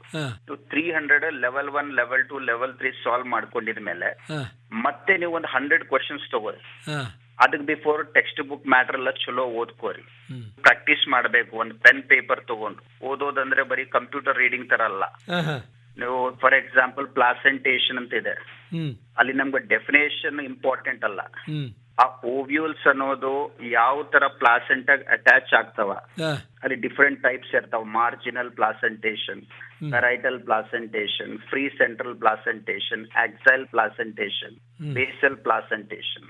ಅದ್ರ ಎಕ್ಸಾಂಪಲ್ಸ್ ಯಾವ ತರ ಓವ್ಯೂಲ್ಸ್ ಅಟ್ಯಾಚ್ ಆಗ್ತಾವ, ವೆಂಟ್ರಲಿನ, ಮಾರ್ಜಿನಲ, ಸೆಂಟ್ರಲ, ಬೇಸಲ, ಇವೆಲ್ಲ ಕಾನ್ಸೆಪ್ಟ್ ಡೈಗ್ರಾಮ್ ವಿಶ್ಲೇಷಣೆ ಮಾಡ್ಕೊಂಡು ಓದ್ಕೊಂಡು ನೋಡ್ಲಾರ್ದು ಬರೀರಿ ಒಂದ್ಸಲ. ಅಂದ್ರೆ ಒಂದು MCQನು FIB ಮೋಡ್ ನಲ್ಲಿ, fill in the blanks mode ನಲ್ಲಿ ನೀವು ಆನ್ಸರ್ ಕೊಟ್ಟಿದ್ರೆ ನಿಮ್ಗೆ ಏನು 90 ಕ್ವಶನ್ಸ್ ಅವಲ್ಲ, ನಾನ್ ಹೇಳ್ಬಹುದು 85 ಖಂಡಿತವಾಗಿ ಅವ್ರು ತಗೊಂಡೇ ಬರ್ತಾರೆ. ಬಟ್ ಇಷ್ಟೇ, they has to expose to more number of questions. ಅವಾಗ ಅವರಿಗೆ ಇದು ಎಷ್ಟು ವೇರಿ ಡೈಮೆನ್ಷನ್ಸ್ ಆಫ್ ಕ್ವಶನ್ಸ್ ಇರ್ತಾವಲ್ಲ ಎಲ್ಲಾನು ಅವ್ರಿಗೆ ಅರ್ಥ ಆಗಿರುತ್ತೆ. ಎಕ್ಸಾಮ್ ನಲ್ಲಿ ಅವ್ರ ಕಾನ್ಫಿಡೆನ್ಸ್ ಅನ್ನೋದು double and triple it can be increase. ಈ ತರ ಅವರು ತಯಾರಿ ಮಾಡ್ಕೊ. ತುಂಬ ಒಳ್ಳೆಯ ಮಾಹಿತಿಯನ್ನು ಕೊಟ್ಟಿದ್ದೀರಿ ಸರ್. ಯಾಕಂದರೆ ಮಕ್ಕಳಿಗೆ ಅದು ಮುಖ್ಯವಾಗಿ ಈ ಜೀವಶಾಸ್ತ್ರದಲ್ಲಿ ಬರುವ ಪ್ರಶ್ನೆಗಳು ಹೇಗಿರ್ತವೆ, ಯಾವ ರೀತಿ ಇರ್ತವೆ ಅನ್ನುವ ಭಯ ಇನ್ನೂ ಕೂಡ ಕಾಡ್ತಾ ಇರ್ತದೆ. ಓದಿರ್ತಾರೆ, ಆದರೆ ಕೆಲವೊಮ್ಮೆ ನೆನಪುಳಿಯೋದಿಲ್ಲ, ರಿವಿಷನ್ ಮಾಡಿರೋದು ಮೆಥಡ್ ಸರಿ ಇರೋದಿಲ್ಲ, ರೆಫರೆನ್ಸ್ ಮಾಡಿದಂಥ ಪುಸ್ತಕಗಳು ಸರಿ ಇರೋದಿಲ್ಲ. ಈಗ ನೀವು ಬಹಳ ಕ್ಲಿಯರ್ ಕಟ್ಟಾಗಿ ಯಾವ ಬುಕ್ಕನ್ನು ರೆಫರ್ ಮಾಡಬೇಕು ಮತ್ತು ಯಾವ ರೀತಿ ಓದಬೇಕು ಅನ್ನೋದರ ಬಗ್ಗೆ ನಮ್ಮ ಈ ಜೊತೆಯಲ್ಲಿ ನೇರ ಪ್ರಸಾರದ ಕಾರ್ಯಕ್ರಮದಲ್ಲಿ ತಾವು ಜೀವಶಾಸ್ತ್ರದ ಬಗ್ಗೆ ಮತ್ತು ನೀಟ್ ಪರೀಕ್ಷೆಯನ್ನು ಹೇಗೆ ಎದುರಿಸುವುದು ಅನ್ನೋದರ ಬಗ್ಗೆ ವಿವರವಾದಂಥ ಮಾಹಿತಿಯನ್ನು ಕೊಟ್ಟಿದ್ದೀರಿ ಸರ್. ನಿಮಗೆ ನಮ್ಮೆಲ್ಲ ಕೇಳುಗರ ಪರವಾಗಿ ಹೃತ್ಪೂರ್ವಕ ವಂದನೆಗಳು ಸರ್. ಧನ್ಯವಾದ. ಧನ್ಯವಾದ. Here we have with us resource person Shri B. Veeraya from SP College, Kalaburagi. Sir, tell about scoring method and revision strategy and few tips on preparation of NEET examination, sir. Okay, sir. Dear students, my name is Veeraya, MSc BEd Chemistry lecturer in SPR College. The students who are attending the NEET examination in 2022 examination, for the students who are getting the good marks, I give some simple tricks. Okay. First of all, in the total chemistry, we classified into 3 types: organic chemistry, physical chemistry, and organic chemistry. Most of the students they feel difficulty in physical chemistry in the numerical part, but the students who are scoring good marks in physical chemistry, automatically they scored good marks. One more point, for getting MBBS medical seat, chemistry is the main subject. Most of the students, they scored biology almost to more than 90% of marks, but they feel difficulty in both physics and chemistry. In that one, compare physics scoring is very, very easy. So if you focus more and more on chemistry, medical seat confirm. Seat deciding subject is chemistry. How to get the good marks in chemistry? Now, I give some important tricks. Please follow this trick. Number 1, question paper is, if you observe the last 2 previous years, the question paper is very easy, that easy question paper. Compared to our CET examination, the NEET examination question paper is very easy. That means the total question paper is certain questions related to concept basis, whereas certain questions related to formula basis, certain questions related to numerical, certain questions related to concept wise, certain questions related to application orientation. Particularly the students who are getting the good marks, they focus on the NCERT textbook, line to line NCERT test. Especially in physical chemistry, first year some chapters are there: atomic structure, some basic concepts, thermodynamics, chemical equilibrium, ionic equilibrium, states of matter. These are the first year physical chemistry chapter. Similarly, second year solutions, chemical kinetics, solid state, electrochemistry. These are surface chemistry. These are the physical chemistry chapter. 10 chapters are there. In these 10 chapters, first of all, focus more and more concepts, formulas, definitions, and units. Diagrammatic questions are there. Graph related questions are there. These are all no need to by heart. That means these physical chemistry, it saves more time for you, time saving. Whereas in inorganic, organic part too, that is memory based is more in inorganic, organic part. Whereas in physical chemistry, memory based is less. Application part to concept oriented, numerical orientation is more influence in the physical chemistry. That's why, first of all, you focus more on the basics. Without basics, these numerical concepts are not easy. For example, some basic concept chapter is there. In that concept chapter, meaningfully you learn the atomic weight, gram atomic weight, molecular weight, gram molecular weight, equivalent weight. Okay. Like that to reducing agent, oxidizing agent, everything meaningfully you learn the basics strongly, then very easy in scoring good marks in physical chemistry. For that process, to take suitable material and to practice numerical concept, formula related application orientation, and every information in the physical chemistry. Whereas in inorganic chemistry also completely memory based, no numerical, completely theoretical questions are there. Concept orientation like the group elements, P block, D block, metallurgy, S block elements. These are all are the theory related questions. Questions are asking. So line to line, you read the NCERT textbook and compare the one chapter to other chapter. For example, P block elements, 5th A group elements to 6th A group elements. Whenever we study the P block elements, 5th A and 6th A group elements, you compare the one group and other group. In which properties, for example, the stability. Thermal stability order in fifth A group from top to bottom. Thermal stability order from top to bottom of fifth A group. Thermal stability from top to bottom seventh A group. In that aspects you prepared, you avoid the confusion, and more time is saved for you in inorganic part. Whereas in organic part too, in organic so many application oriented questions are there, but in Neet aspect you most of the questions are asking only in NCERT textbook. That's why in NCERT textbook, if you focus on organic chemistry, first IUPAC naming thoroughly, next isomerism, one of the topic very important, isomerism, perfect applications isomerism. Next to IUPAC name, isomerism. Next to some basic GOC, general organic chemistry, reaction intermediates, preparations, stability of the intermediate, formation of intermediates, homolytic cleavage, heterolytic cleavage, stability of these intermediate compounds, stability of carbocations, stability of carboanions, based on the electromeric effects, inductive effect to mesomeric effect to resonance to hyperconcentration. First, before going to organic, you focus only this topic perfectly. IUPAC naming, isomerism, and GOs. You are very strong these three parts. Remaining second year organic chemistry, entire organic chemistry is very easy, only memory based related to first year organic chemistry. So the students who are preparing the organic chemistry, first you focus more and more on first year organic chemistry. If you are perfect in first year organic chemistry, automatically second year organic chemistry is that easy. Questions also asking only simple questions, not time taken questions. Very simple questions, easy questions are asking. That's why line to line in the NCERT textbook, read everything. Okay. In this point of view, you have any doubts is there? My name is Veeraya, MSc BEd chemistry lecturer. Last 18 years, 20 years, so I am working in different colleges, in corporate colleges. Any poor people is there regarding Neet aspects? You have any further doubts or you feel any very difficulty in different chapters? Please contact my number. In free time, I teach certain difficulty topics. My number is 630-4863-622. Once again, 630-4863-622. Okay. First of all, you have more interest on this chemistry subject. Don't take button feeling.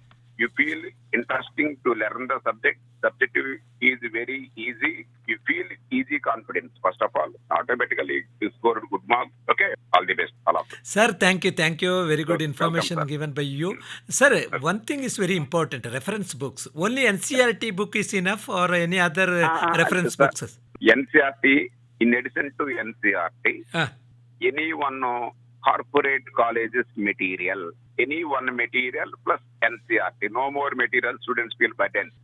No need to large size of the books.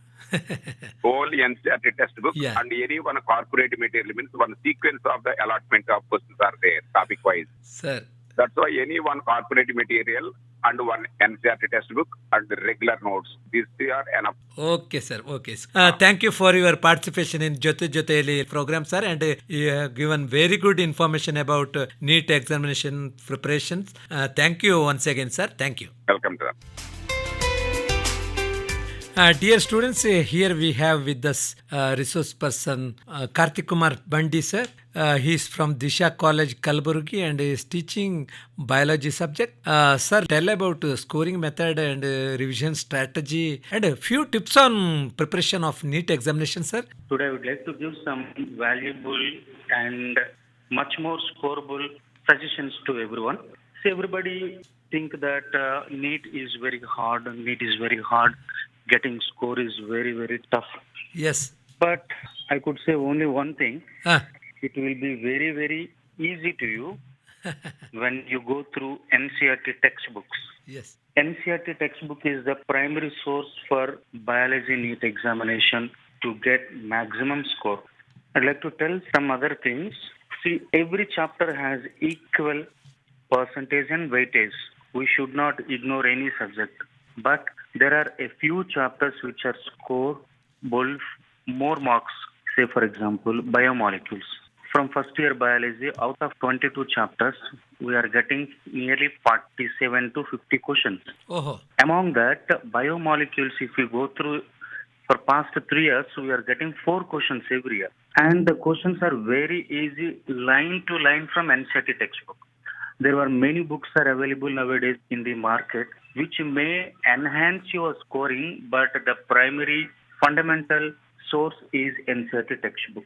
Cell cycle, cell division in 2024 questions had a pair, which means one or two question may be change or the quantity of number may change, but number of questions must come from cell biology, around 10 questions. So first you better to start with cell biology, followed by plant physiology and human physiology. Plant and human physiology both together constitute more than 20 questions. Diagram based questions we need to be practiced very thoroughly for CET purpose. And my personal and very sincere advice to everybody, unless you do not read textbook thoroughly, line to line, only line to line. Why? Because even many repeaters in the sense who are lost their catch of rank or it for first time of second, actually they don't know anything. They don't know anything about NEET, how to prepare. So they are spending much more money in many academies for getting a coach, but what they teach is NCERT. So as we start from the day begin itself, the day from itself, it would be very, very good. Why? Because concept understanding is very important, but it's not possible and it's not that much easy to learn by everybody. But if you read one textbook and making notes by your own way, let's take, say for example, plant kingdom is there. Plant kingdom, in that how many concepts are, like take types of classifications or algae, in algae types of classes, what type of pigments, what type of reserved food, what type of cell wall composition. Like there is a similar and a comparative preparation is needed. How the algae is differ from bryophytes. Let's make a few points as a notes. This is the only way you can go through any kind of. So as per my concern, none of question come from out of NCERT. Every question is from NCERT textbook itself. That is one of good assets for biology NEET aspirants. At least if you would read, you would have to get at least 300 plus score out of 360, my students. And repetitive reading is one more important thing. First to read the entire chapter once. And then how many concepts you just segregate according to the time availability in the particular day. Take a book and write all important points. And if you have time and space, get some markers, highlighters, red pens, pencils, important terms. Say for example, protonema, it's a creeper. Adult leafy stage is an erect and produces gamete. These two terms you have to write in the textbook itself, beside the space which was already given. Like that, one chapter is finished. So whatever the sources of objective questions you have, you just go through. And very importantly, you just find and get the answers and revise last 5 year old or previous year papers. Don't go up to 2010. Everybody doing this mistake. Everybody is doing. At present, no need of discussion of unnecessary things. In the old papers itself, when they see the sum of questions which was never taught by our lecturers, present scenario, that make you little bit confused and they put you into some dilemma. These concepts now is not taught and I'm unable to solve this question even after reading the concept. You never think like that. You just go through the old only for past 5 old papers itself. No need to go further. That is one of very important things. Once the concept is finished from a chapter, last 5 years, how many questions appeared? From which corner? So if I solve the question perfectly, then you are perfect. When you are getting some doubt, that means you did not read properly the concept. That time you revise once again and get the same source and try to answer it. That is the only method to get good score, dear children. Why? Because, there is nothing in institute hand or lecturer hand. It's purely depend upon your choice and your ability. How many hours of time you are doing at your home is the question. Yes. Let me tell finally one thing. When a student is able to read biology textbook 3 hours without any interruption a day, you will be definitely score. Why? Because in examination center, you are the person who need to be sit for 3 hours without any interruption. When you are able to read biology textbook 3 hours per day, like morning 1 hour, afternoon or evening, or before going to bed, and you will be get the best score. The 3 hour uninterrupted period is very, very necessary. And as many as objective questions which are available in the market books, which is purely based on NCERT textbook, do this. And these are my suggestions. Hope these suggestions are useful to everybody. Thank you, Karthik Kumar Bandi, sir. Yes, You sir. gave very good information on NEET examination preparation. This information is boost to our students' ability also. Thank you once again, sir. Thank you. Thank you so much, sir. Thank you. And I wish you all the best to our NEET aspirants. Thank you, sir. ಆತ್ಮೀಯ ಕೇಳುಗರೆ, ಜೊತೆಯಲ್ಲಿ ಈ ನೇರ ಸಂವಾದದ ಕಾರ್ಯಕ್ರಮದಲ್ಲಿ neat ಪರೀಕ್ಷೆಯ ಒಂದು ತಯಾರಿಯ ಬಗ್ಗೆ ಇದೀಗ ನಮ್ಮೊಂದಿಗೆ ಮಾಹಿತಿಯನ್ನು ಹಂಚಿಕೊಳ್ತಾ ಇದ್ದಾರೆ ಶ್ರೀಗುರು ಕಾಲೇಜಿನ PV ಪಾಟೀಲ್ರು. ಇವರು ರಸಾಯನಶಾಸ್ತ್ರ ವಿಭಾಗದ ಮುಖ್ಯಸ್ಥರು ಕೂಡ. ಇದೀಗ ಒಂದು ನೀಟ್ ಪರೀಕ್ಷೆಗೆ ಹೇಗೆ ಸಿದ್ಧತೆಯನ್ನು ಮಾಡಿಕೊಳ್ಳಬೇಕು ಮತ್ತು ಅದಕ್ಕಿರುವಂಥ ಮಾರ್ಗೋಪಾಯಗಳು ಏನು ಎನ್ನುವುದರ ಬಗ್ಗೆ ಮಾಹಿತಿ ಕೊಡ್ತಾರೆ. PV ಪಾಟೀಲ್, ನಮಸ್ಕಾರ. ನಮಸ್ಕಾರ ಸರ್. ನಮಸ್ಕಾರ. ಈಗ ಈ ಪರೀಕ್ಷೆಗೆ ಹಾಜರಾಗುವಂತ ವಿದ್ಯಾರ್ಥಿಗಳಿಗೆ ನೀವೇನು ಕಿವಿಮಾತು ಅಥವಾ ಮಾಹಿತಿಯನ್ನು ನೀಡ್ತೀರಿ ಸರ್? ಸರ್, ಈ CET ಅಲ್ಲಿ ನೀಟ್ ಆಗಲಿ ಹುಡುಗರಿಗೆ ಈಗ ಏನಾಗಿದೆ, ಈ ಕೊರೋನಾದಿಂದ ಅವರು ಬಹಳ ತಮ್ಮ ಆತ್ಮ ವಿಮರ್ಶೆಯನ್ನು ಕಳ್ಕೊಂಡಿದ್ದಾರೆ, ಅಂದ್ರೆ ಕಾನ್ಫಿಡೆನ್ಸ್ ಕಳ್ಕೊಂಡಿದ್ದಾರೆ. ಅದನ್ನು ಫಸ್ಟ್ ಅವರು ಡೆವಲಪ್ ಮಾಡ್ಕೋಬೇಕು. ಹಾಗೆ ಈ ರಸಾಯನ, ಎಸ್ಪೆಷಲಿ CET ಅಥವಾ ರಸಾಯನಶಾಸ್ತ್ರದಲ್ಲಿ ಅವ್ರು ಏನ್ ಮಾಡ್ಬೇಕಂದ್ರೆ ಫಸ್ಟ್ ಬೇಸಿಕ್ಸ್, ಅಂದ್ರೆ ನಮ್ ಕೆಮಿಸ್ಟ್ರಿಯಲ್ಲಿ ಫಾರ್ಮುಲಾ ಬರುವ ಸಲುವಾಗಿ ವೆಲೆನ್ಸಿ ಅಂತ ಇರ್ತವೆ. ರಾಸಾಯನಿಕ ಶಾಸ್ತ್ರ valency, combining capacity of element ಅಂತಾರೆ ಅವಕ್ಕೆ. ಅದನ್ನು ಅವರು ಫಸ್ಟ್ ಪರ್ಫೆಕ್ಟ್ ಮಾಡ್ಕೊಂಡು ಅದರಿಂದ ಅವರಿಗೆ ಸೂತ್ರ ಬರ್ಲಿಕ್ಕೆ ಅದು ಸುಲಭವಾಗುತ್ತೆ. ಹಾಗೆ ಅದನ್ನ ಮಾಡ್ಕೊಂಡು ಅವರು ನಮ್ಮ ಎಸ್ಪೆಷಲಿ ಫಸ್ಟ್ ಇಯರ್ ಅಲ್ಲಿ ನಾನು ವಿದ್ಯಾರ್ಥಿಗಳಿಗೆ ಹೇಳೋದೇನೆಂದ್ರೆ, some basic concept in chemistry first chapter, periodic classification of elements and periodicity, structure of atom, ಹಾಗೆ ಕೆಮಿಕಲ್ ಬಾಂಡಿಂಗ್.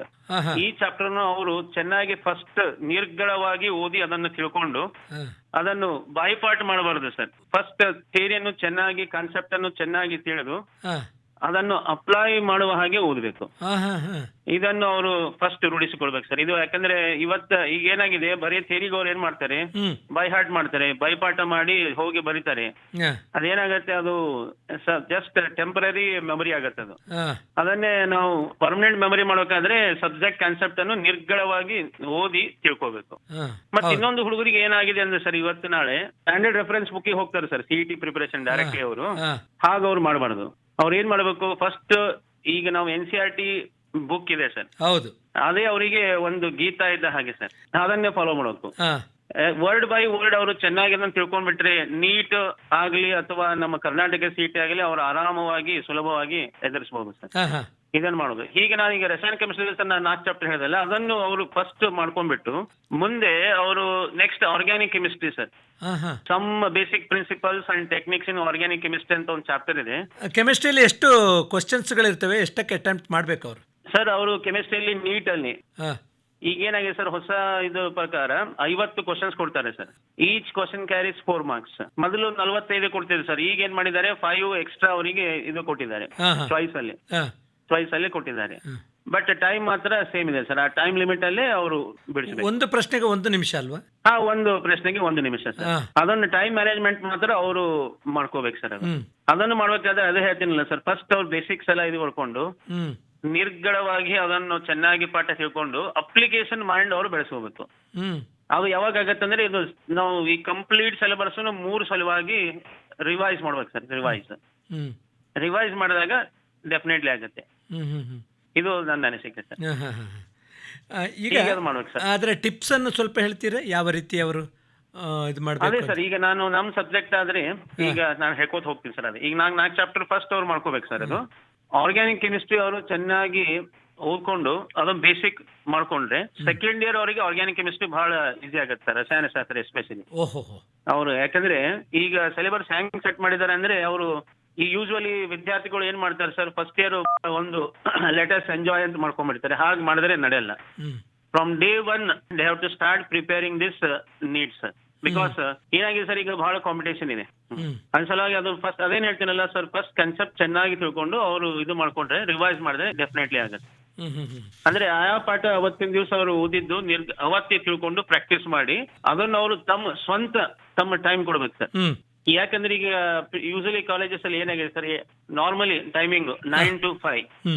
ಇಲ್ಲಿ ಪ್ರೈವೇಟ್ ಕಾಲೇಜ್ ಎಲ್ಲ 8 to 5, 8 to 6 ಆಗಿದೆ ಸರ್. ಈಗ ಅವ್ರಿಗೆ ಫಸ್ಟ್ ಇಯರ್ದು ಅಷ್ಟು, ಲಾಸ್ಟ್ ಇಯರ್ ಕೊರೋನಾ ಸಲುವಾಗಿ ಇದಾಗಿಲ್ಲ. ಹಾಗೆ ಅದಕ್ಕೆ ಅವರು ಫಸ್ಟ್ ಇಯರ್ ಬೇಸಿಕ್ ಮಾಡ್ಕೊಂಡು ಈ ಸೆಕೆಂಡ್ ಇಯರ್ ಆದ್ರೆ ಅವಾಗ ಈಸಿ ಆಗುತ್ತೆ, ಇಲ್ಲ ಆದ್ರೆ ಅವರಿಗೆ ಬಹಳ ಕಠಿಣ ಆಗುತ್ತೆ. ಹೌದು ಹೌದು, ಈ ರೀತಿ ಮಾಡಿದ್ರೆ ಹೆಚ್ಚಿನ ಸ್ಕೋರ್ ಪಡಿಬಹುದು ಅಂತ ಅಲ್ವಾ? ಹಾ, ಡೆಫಿನೆಟ್ಲಿ ಸರ್, ಸ್ಕೋರ್ ಮಾಡಬಹುದು ಡೆಫಿನೆಟ್ಲಿ. ಫಸ್ಟ್ ಅವರು MT ನಮ್ ಕೆಮಿಸ್ಟ್ರಿಯಲ್ಲಿ ಒಂದಿಷ್ಟು ಪಬ್ಲಿಕೇಶನ್ಸ್ ಇದೆ ಸರ್. ಅವ್ರು ಏನ್ ಮಾಡ್ಬೇಕು, ಫಸ್ಟ್ MTG ಪಬ್ಲಿಕೇಶನ್ಸ್ ಚೆನ್ನಾಗಿ ಅದನ್ನು ಓದ್ಕೊಂಡ್ ಬಿಟ್ರೆ they can easily definite is very good book, guidance book for neat books, NCERT MTG publications. ಈಗ ಏನ್ ಮಾಡ್ತಾರೆ ಸರ್, ನಮ್ಮಲ್ಲಿ ಯೂಶುವಲಿ ಸ್ಟೂಡೆಂಟ್ಸ್ ಏನ್ ಮಾಡ್ತಾರೆ, ಹೈಯರ್ ಬುಕ್ಸ್ ಹೋಗ್ತಾರೆ ಸರ್ ಅವರು. ಈ ಕನ್ನಡ ಮೀಡಿಯಂ ಮಕ್ಕಳಿಗೆ ಅದು ಸ್ವಲ್ಪ ಡಿಫಿಕಲ್ಟ್ ಆಗುತ್ತೆ. ಅದಕ್ಕೆ ಅವರು ಫಸ್ಟ್ ಥಿಯರಿಯನ್ನು ಚೆನ್ನಾಗಿ ಓದ್ಕೊಂಡು ಆಮೇಲೆ ಅವರು ಕನ್ಸೆಪ್ಟ್ ವೈಸ್ ತಾವೇ ಪ್ರಿಪೇರ್ ಮಾಡ್ಕೋಬೇಕು ಸರ್. ನೋಟ್ಸ್ ನಾವು ಕೊಟ್ಟಿದ್ದಲ್ದೇನೆ ಓದಿ ತಮ್ದು ಓನ್ ನೋಟ್ಸ್ ಪ್ರಿಪೇರ್ ಮಾಡಿ, ಸಿನಾಪ್ಸಿಸ್ ಮಾಡಿ, ಆ ಸಿನಾಪ್ಸಿಸ್ ಅನ್ನು ಎಸ್ಪೆಷಲಿ ಪ್ರಾಬ್ಲಮ್ಸ್ಗೆ ಅವರು ಹೆಂಗ್ ಸ್ಕಿಲ್ ಬೆಳೆಸಬೇಕಂದ್ರೆ ಅದು ಅಪ್ಲೈ ಮಾಡಬೇಕು, ಬೇರೆ ಕೊಟ್ರೆ ಅವರು ತಾವು ಬಿಡಿಸಬೇಕು. ಇದು ಬಹಳ ಇಂಪಾರ್ಟೆಂಟ್ ಸರ್. ಒಂದಷ್ಟು ರಿವಿಷನ್ಸ್ ಮಾಡಬೇಕು, ಮತ್ತೆ ಓಲ್ಡ್ ಕ್ವಶನ್ ಪೇಪರ್ಸ್ ಅನ್ನ ಕಲೆಕ್ಷನ್. ಓಲ್ಡ್ ಕ್ವಶನ್ ಪೇಪರ್ಸ್ ಅಂತ ಅದೇ ಸರ್, ಫಸ್ಟ್ ಇದನ್ನ ಮಾಡಿ ಆಮೇಲೆ ಓಲ್ಡ್ ಕ್ವಶನ್ ಪೇಪರ್ಸ್ ತಗೊಂಡು ಅವ್ರಿಗೆ ಅಟೆಂಪ್ಟ್ ಮಾಡ್ಬೇಕು ಸರ್. ಅವರು ಫಸ್ಟ್ ಅವ್ರ ಲೆವೆಲ್ ಏನಿದೆ ತಿಳ್ಕೊಂಡ್ರೆ ಅದು ಈಸಿ ಆಗುತ್ತೆ ಸರ್. ಈಗ ಅದೇ ಸರ್, ಅವ್ರ MTG ಪಬ್ಲಿಕೇಶನ್ ಅಲ್ಲಿ ಏನಿದೆ 32 years ಓಲ್ಡ್ ಕ್ವಶನ್ ಪೇಪರ್ಸ್ ಇದೆ ಸರ್. ಅದನ್ನ ಮಾಡಿದ್ರೆ ಅವರಿಗೆ ತುಂಬಾ ಒಳ್ಳೇದೆ sir. Already it is all are with sold solution ಇಂದ ಇದೆ ಸರ್ ಬುಕ್. ತುಂಬಾ ಒಳ್ಳೇದು PV ಪಾಟೀಲ್ರೆ.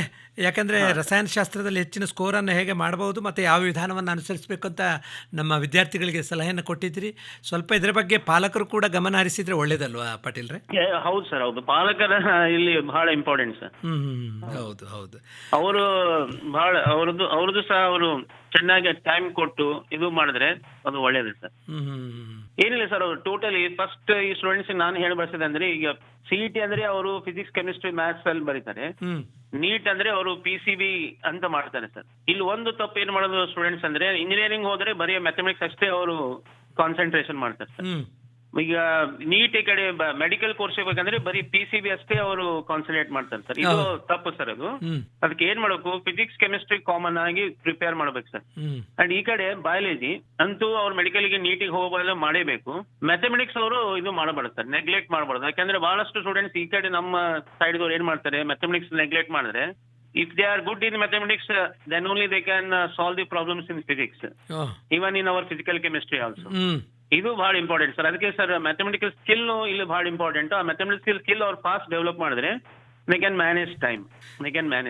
ಓಕೆ ಸರ್, ಭಾಳ ಒಳ್ಳೆಯ ಮಾಹಿತಿಯನ್ನು ಹಂಚಿಕೊಂಡಿದ್ದೀರಿ PV ಪಾಟೀಲ್ರೆ. ನಮ್ಮ ವಿದ್ಯಾರ್ಥಿಗಳಿಗೆ ಭಾಳ ಉಪಯುಕ್ತವಾಗಿರ್ತಕ್ಕಂಥ ಸಲಹೆಯನ್ನು ಕೊಟ್ಟಿದ್ದೀರಿ ಸರ್. ನಮ್ಮ ಜೊತೆಯಲ್ಲಿ ನೇರ ಫೋನಿನ ಸಂವಾದದಲ್ಲಿ ಭಾಗವಹಿಸಿದ್ದಕ್ಕಾಗಿ ನಿಮಗೆ ಹೃತ್ಪೂರ್ವಕ ವಂದನೆಗಳು, ಧನ್ಯವಾದ. Thank you sir, thank you very much.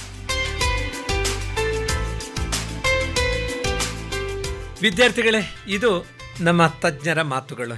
ವಿದ್ಯಾರ್ಥಿಗಳೇ, ನೀವು ಗಮನಿಸಿರಬೇಕು, ಎಲ್ಲ ತಜ್ಞರು ಕೂಡ ನಿಮಗೆ ಭಾಳ ಸಾವಕಾಶವಾಗಿ ತಾಳ್ಮೆಯಿಂದ ಪ್ರಶ್ನೆ ಪತ್ರಿಕೆಗಳನ್ನು ನೋಡಿ ನೀವು ನಿಮ್ಮ ಅವಧಿಯನ್ನು ಬಳಸಿಕೊಂಡು ಪ್ರಶ್ನೆ ಪತ್ರಿಕೆಗಳನ್ನು ಬಿಡಿಸಲಿಕ್ಕೆ ನಿಮಗೆ ವಿವರವನ್ನು ನೀಡಿದ್ದಾರೆ. ಮುಖ್ಯವಾಗಿ ಅವರು ಹೇಳಿರುವುದರಲ್ಲಿ ಗಮನಿಸಬೇಕಾಗಿರ್ತಕ್ಕಂಥದ್ದು, ನೀವು NCERT ಪುಸ್ತಕವನ್ನು ಮಾತ್ರ ರೆಫರೆನ್ಸ್ ಪುಸ್ತಕವಾಗಿ ಬಳಸಿ ಬೇರೆ ಬೇರೆ ಪುಸ್ತಕಗಳನ್ನು ಓದಿ ಗೊಂದಲಕ್ಕೆ ಸಿಲುಕಬೇಡಿ. ಮುಖ್ಯವಾಗಿ ಆ NCERT ಅವರು ಕೊಟ್ಟಂಥ ಪುಸ್ತಕ ಏನಿದೆ ಅದು ಬಹಳಷ್ಟು ಉಪಯೋಗಿ. ನೀವು ಹೇಗೆ ರಿವಿಷನ್ ಮಾಡಬೇಕು, ಹೇಗೆ ಅದನ್ನು ಮರುಪ್ರಶ್ನೆ ಮಾಡಲಿಕ್ಕೆ ಅಧ್ಯಾಪಕರನ್ನು ಯಾವ ರೀತಿಯಲ್ಲಿ ಸಂಪರ್ಕಿಸಬೇಕು, ಮತ್ತು ಈ ಪ್ರತಿಯೊಂದು ಸಬ್ಜೆಕ್ಟ್ನಲ್ಲಿ ಅದು ರಸಾಯನಶಾಸ್ತ್ರ, ಜೀವಶಾಸ್ತ್ರ, ಭೌತಶಾಸ್ತ್ರದ ಪ್ರಶ್ನೆಗಳನ್ನು ಬಿಡಿಸುವ ವಿಧಾನವನ್ನು ಬಹಳ ಪ್ರಮುಖವಾಗಿ ನಿಮ್ಮೊಂದಿಗೆ ಹಂಚಿಕೊಂಡಿದ್ದಾರೆ. ಯಾವುದಕ್ಕೂ ಕೂಡ ಈ ತಜ್ಞರ ಮಾತುಗಳು ನಮಗೆ ಒಂದು ರೀತಿಯಲ್ಲಿ ಕೈದೀವಿಗೆ ಇದ್ದಂಗೆ. ನೀವು ಅವರು ಹೇಳಿದ ಆ ಒಂದು ವಿಧಾನದಲ್ಲಿ ಮುಂದುವರೆದೇ ಆದಲ್ಲಿ ಖಂಡಿತ ಯಶಸ್ಸನ್ನು ಸಾಧಿಸಬಹುದು. ಅವರು ಹೇಳಿರ್ತಕ್ಕಂಥ ಎಲ್ಲ ವಿಚಾರಗಳು ಕೂಡ ನಮಗೆ ಈ ಒಂದು ಪರೀಕ್ಷೆಯನ್ನು ಎದುರಿಸುವಂಥ ವಿದ್ಯಾರ್ಥಿಗಳಿಗೆ ಒಂದು ಆತ್ಮಸ್ಥೈರ್ಯವನ್ನು, ಭರವಸೆಯನ್ನು, ವಿಶ್ವಾಸವನ್ನು ಮೂಡಿಸಲಿಕ್ಕೆ ಸಾಧ್ಯ ಇದೆ.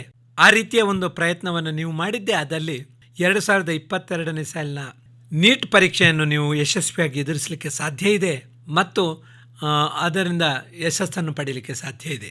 ಈ ತಜ್ಞರು ಹೇಳಿದ ಏನು ಕಿವಿ ಮಾತಿದೆ, ಟಿಪ್ಸ್ಗಳಿವೆ, ಅಥವಾ ರಿವಿಷನ್ ಸ್ಟ್ರಾಟಜಿ ಅಂತ ಏನು ಹೇಳ್ತೇವೆ, ಅಥವಾ ಸ್ಕೋರಿಂಗ್ ಮೆಥಡ್ ಅಂತ ಏನು ಹೇಳ್ತೇವೆ, ಅದನ್ನೆಲ್ಲ ನೀವು ಬಳಸ್ಕೊಂಡು ಈ ಒಂದು ಪ್ರಿಪ್ರೇಷನ್ಸನ್ನು ಮಾಡಿಕೊಂಡ್ರೆ ನೀಟ್ ಎಕ್ಸಾಮಿನೇಷನನ್ನು ಭಾಳ ಯಶಸ್ವಿಯಾಗಿ ಮಾಡಲಿಕ್ಕೆ ಸಾಧ್ಯ ಇದೆ.